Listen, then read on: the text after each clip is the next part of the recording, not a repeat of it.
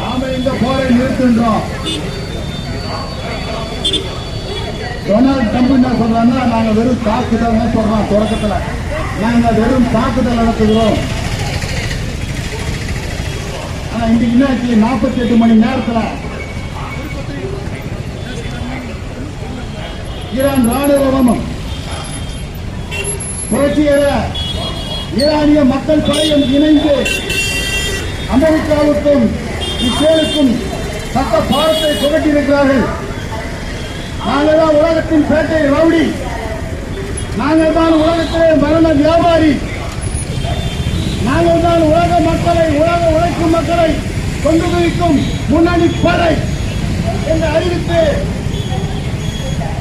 எக்காலம் போட்ட அந்த டொனால்டு ட்ரம்புக்கும் நெதன்யாவுக்கும் இன்று மரண அடி கொடுத்து ஈரான் நிற்கிறது.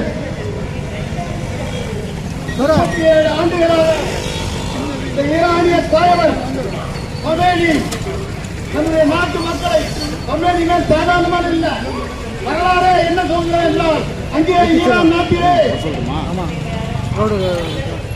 நிலப்பு மன்னராட்சியை வீழ்த்திவிட்டு அவர்கள் ஆட்சி கொண்டிருக்கிறார்கள். ஈரான் எந்த கொள்ளையை மட்டுமே அவர்கள் நோக்கமாக கொண்டிருக்கவில்லை. பின்தங்கி போன உற்பத்தி முறையை ஒழித்து முன்னேறிய உற்பத்தி முறையை நிறுவுகின்ற உற்பத்தி சக்திகளுக்கும் உலகத்திலே சர்வ வல்லமை படைத்தவர்கள் நாங்கள். முதல்ல சொன்னாங்க பாரு, இந்தியாவை காலனியாக்கிய பிரிட்டிஷ்காரர்கள் சூரியன் மறையாத நாடு என்று சொன்னவர்களுக்கு மரணத்தை கொடுத்தது இந்திய உழைக்கும் வர்க்கம். அதுபோன்றுதான் இன்று ஒன்றில்லைங்க. ஈரான் மேல ஏன் விட்டு கொடுக்கலாம்? கிட்டத்தட்ட பல 10 ஆண்டுகளுக்கு முன்னாலே ஈரான் அணுகுண்டு தயாரிக்குது. அப்ப உலக நாடுகள், உலகத்தில் இருக்கிற ஜாகிரபுர நாடுகள் ஒன்று சேர்ந்து இதை கண்டிக்க வேணாமா அப்படின்னு ஒரு தீர்மானம் போட்டதால ஈரான் நாங்க போய் ஆய்வு செய்யறோம் அப்படின்னு ஆய்வுக்கு போனாங்க.